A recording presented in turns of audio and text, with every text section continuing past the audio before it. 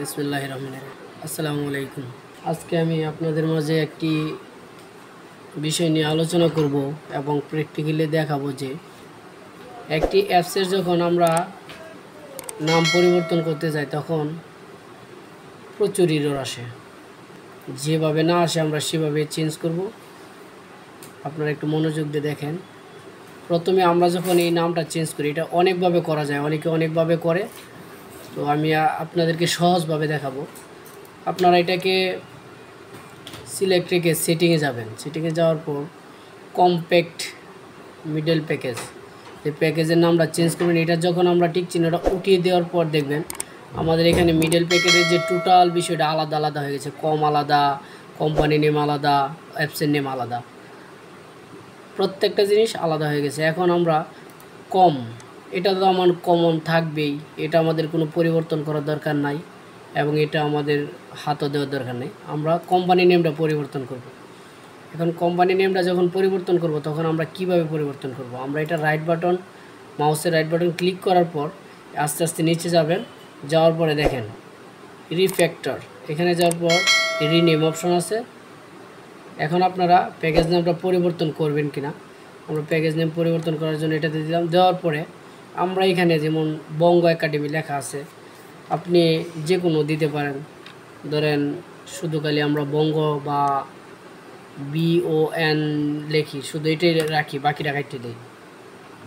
আমরা করি কি প্রায় সময় আমরা এখানে দুইটাতে টিক চিহ্ন দিই না, দুইটাতে দিলেই ইরর আসবে।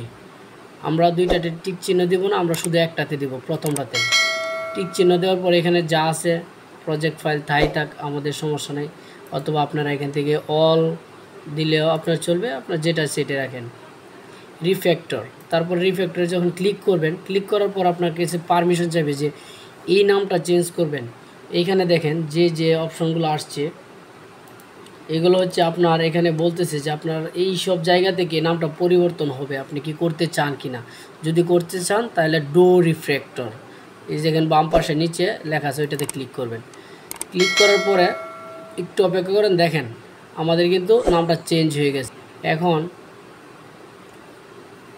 আমাদের ভিতরে কিছু ইরর আসতেছে, এগুলো সমস্যা নেই, এগুলো সিঙ্ক নাও দিলে চলে যাবে। তারপরে যে নাম চেঞ্জ করি আমরা, নামটা চেঞ্জ করার পর এটা তো ঠিক সেমভাবে রাইট বাটন ক্লিক করে এখানে রিফ্যাক্টরে যখন যাবেন তখন রিফ্যাক্টর রিনেম, এখান থেকে শুধু খালি মাস্টারটা